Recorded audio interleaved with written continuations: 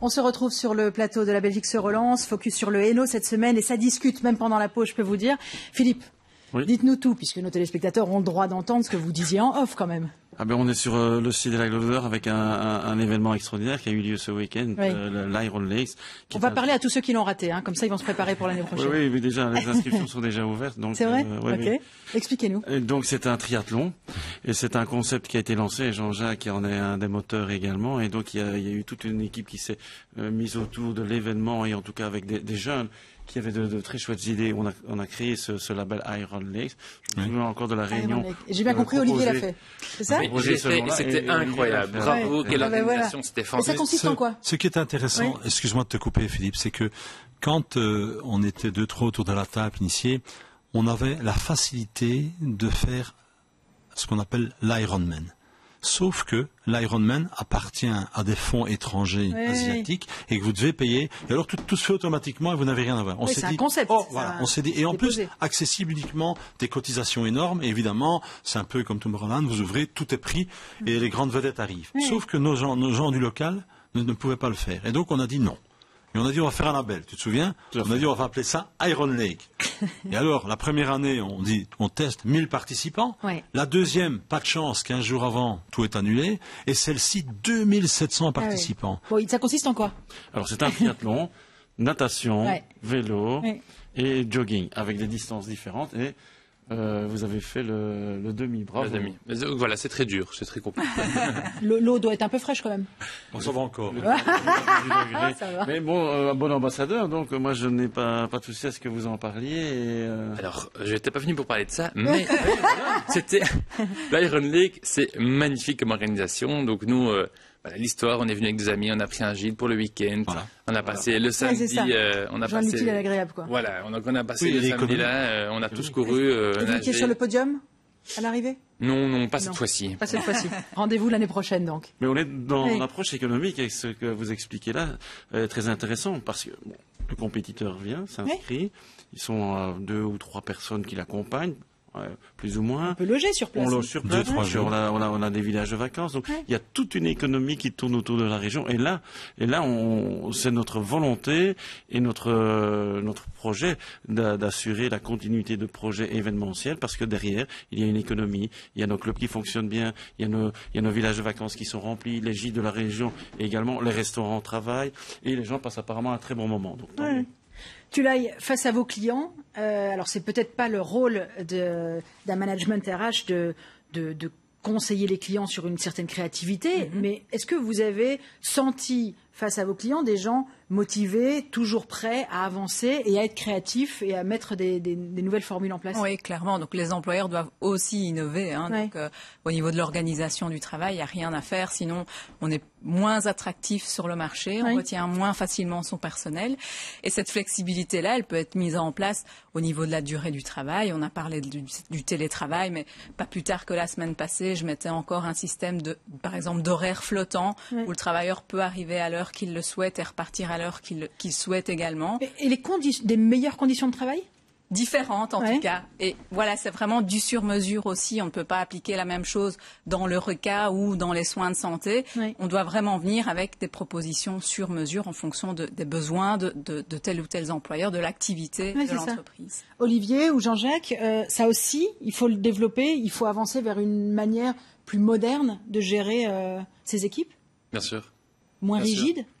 Oui, parce qu'aujourd'hui, je réponds pour nous, donc nous on pense que l'autonomie crée la motivation des gens. Les gens viennent au travail, s'il y a du bien-être, ils vont être beaucoup plus motivés, ils vont être plus performants, l'entreprise va mieux tourner. Le bien-être, ça passe par l'autonomie, il faut faire confiance aux gens et arrêter de réguler tout dans l'entreprise. Oui, Jean-Jacques? Oui, tout à fait, mais je pense qu'il y a des grandes études qui montrent que, vous savez, le salaire arrive en 7e position. Et le bien-être, c'est quoi le bien-être? C'est d'abord se préoccuper, écouter un petit peu quelles sont les volontés du personnel. On parlait du télétravail et il y a une personne, une dame qui voulait partir de l'entreprise, qui avait un rôle très, très stratégique parce qu'on lui dit on va faire vous aurez un jour de télétravail, mais ça n'arrangeait pas là des enfants. Et ils ont innové, ils ont dit ok, le 2e jour de télétravail, vous pourrez partir à 16 heures pendant 4 jours. Voilà. Elle dit, mais c'est merveilleux, je serai à la maison pour les accueillir et ainsi de suite. Et elle va aussi bien faire son travail. Et donc, voilà, repenser. Mais bon, je crois que des sociétés comme les vôtres, vous êtes en plein dedans. Vous n'êtes pas uniquement des secrétariats sociaux, vous devez accompagner, c'est ce que vous faites. Et les bonnes idées de l'un peuvent être applicables à l'autre. Et je crois que c'est ce qui permettra aussi à beaucoup d'entreprises d'éviter la perte des cerveaux. Parce qu'aujourd'hui, c'est le grand problème. C'est que de plus en plus dans des conseils d'administration, on met en place ce qu'on appelle le risque management humain. C'est que des gens bien se disent, mais finalement, on ne s'est pas occupé de moi pendant le Covid. J'étais toujours devant des écrans. Bon, ok, je vais voir un petit peu là où je vais trouver un bon équilibre, peut-être télétravail, présentiel et ainsi de suite. Donc c'est très important. Est-ce que vous avez l'impression que par rapport à ce plan de relance ou autre, est-ce que tout est fait dans le Hainaut pour la relance, Olivier? Moi, je trouve que dans le Hainaut, on est très bien accompagné. Oui. Donc, on est des acteurs qui font une croissance importante et on est très bien accompagné. On n'aurait pas fait ce qu'on a fait comme parcours sans nos acteurs spécialement financiers qui sont des partenaires de croissance incroyable. Et pendant toute la période Covid et post-Covid, c'est eux qui nous ont soutenus, c'est eux qui nous accompagnent et qui nous rassurent. En fait, ils ont plus qu'un rôle financier. Philippe aussi, vous avez l'impression d'être bien accompagné? Tout à fait. Alors nous, au niveau du tourisme, c'est plus régional, bien sûr, mais accompagnement, écoute. Et donc, ils étaient présents et ils étaient toujours à donner les instructions, les informations, surtout pour rassurer. Les lacs de l'odeur qui se relancent, ça veut dire quoi? Les lacs de l'odeur qui se relancent, c'est un événement comme ce week-end. Oui. C'est un événement plus commercial cette semaine. C'est-à-dire qu'un constructeur camion est sur le site pendant une semaine, font des essais. On a décidé avec ce partenaire de relooker le centre d'accueil aux couleurs de cette enseigne. Pourquoi pas? On l'aurait peut-être pas fait précédemment, mais ici ils sont là. C'est un super teaser pour aller voir en tout cas. Ils ont décidé de venir chez nous.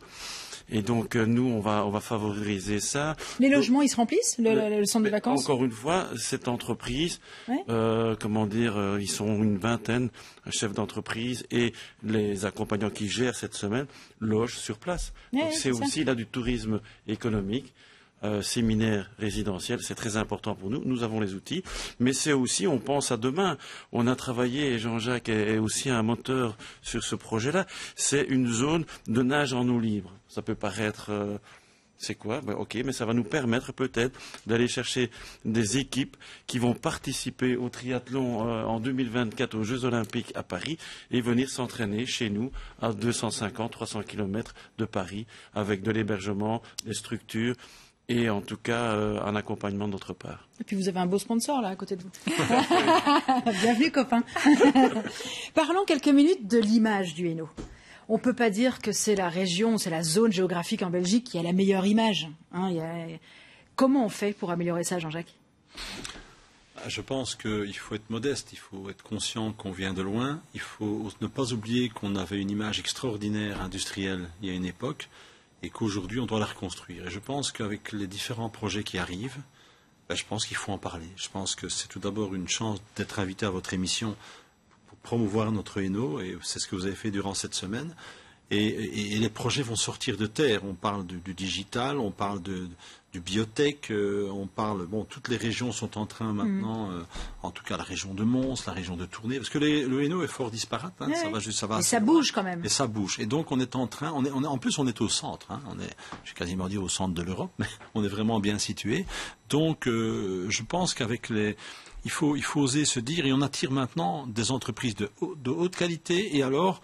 on repense aux métiers de base, et donc c'est toute une économie qui fait une publicité aussi. C'est évidemment la culture, le tourisme et des événements, et de ne pas avoir peur de faire le marketing de ces événements, de ne pas avoir peur de dire ce qui va bien, et ne pas toujours être en train de regarder ce qui va mal.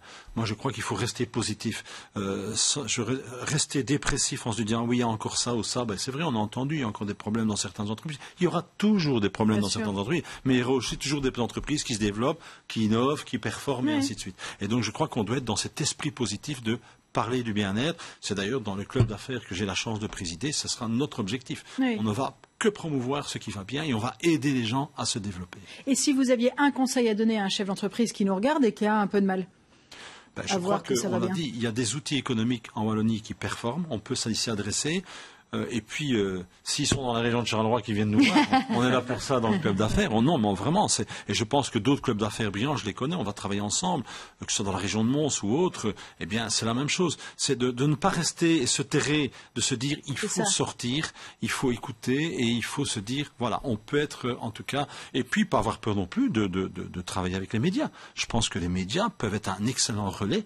Il y a les réseaux sociaux, mais il y a les médias qui ont repris de l'ampleur grâce au Covid. Il faut appeler un chat un chat. Ouais. Je crois que les médias ont réintéressé parce qu'on avait de l'écoute. On a des professionnels qui parlent de sujets professionnels et pas des fake news n'importe où. Ouais. Et ça, c'est fondamental. C'est de les utiliser, ces canaux-là, pour au maximum parler, oser parler et puis avoir les contacts. Je crois que c'est la meilleure façon d'évoluer. Tu l'as, vous habitez dans le Hainaut, n'est-ce pas? Quel est votre avis sur l'image? L'image de Charleroi. L'image du Hainaut. Alors là, c'est vraiment personnel. Hein, donc, j'ai vraiment grandi dans Charleroi. J'ai été à l'école aussi dans Charleroi. Je voyais Charleroi. Enfin, je m'y promenais assez facilement. Je me disais, voilà, c'était agréable. Et puis, c'est vrai que en allant voir dans d'autres villes, en étudiant dans d'autres villes, finalement, j'ai un peu comparé. Et je me suis dit, bon, finalement, Charleroi, c'est vrai qu'on a eu cette mauvaise image à un moment donné pendant quelques années. Et là, par contre, on reprend réellement. Quand on voit, on en parlait tout à l'heure, toutes les grues qu'il y a dans Charleroi, on se dit, il y a du mouvement, ça va. On râle pas parce que ça fait du bruit, on est content. Oui. On râle toujours quand il y a des travaux, mais voilà, on sait que c'est pour un mieux. Olivier, qu'est-ce qu'on peut faire pour améliorer l'image du Hainaut, à votre avis? Je crois qu'il faut en parler. Il faut en parler. Il faut des gens promoteurs du Hainaut. Moi, j'ai grandi dans le Hainaut, je travaille dans le Hainaut et je suis vraiment content d'en parler et de dire qu'il y a des choses à faire, des belles choses à faire, simplement. Et vous êtes un relais fantastique. Oui, je vous le disais tout à l'heure avant cette émission, hein, je mange du copain sans le savoir, mon pain vient de chez vous. Et je pense que peut-être beaucoup de téléspectateurs aujourd'hui consomment vos pains sans même savoir que vous êtes derrière. Donc maintenant, en communiquant, on le fait savoir en tout cas. Absolument. Oui, c'est ça. Absolument. Philippe, l'image du Hainaut, on fait comment pour la booster? Être fier de ce que l'on fait et en parler. Voilà, vraiment. C'est ne pas être timide de ce que l'on met sur pied. Les choses grandissent, le monde ne s'est pas construit en un jour, mais en tout cas, il faut commencer à le reconstruire, ou en tout cas l'améliorer, mais surtout en parler et être fier de ce que l'on fait, ne pas être trop timide de ce que l'on fait, de ce que l'on propose.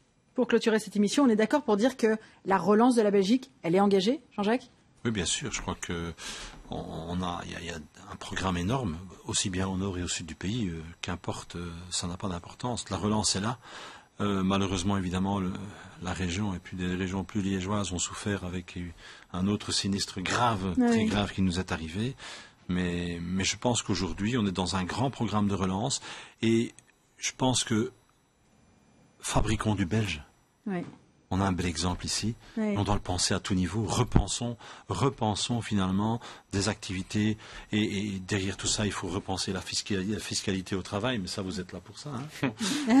Non, mais c'est repenser finalement de faire des métiers de base, de faire des matériaux de base.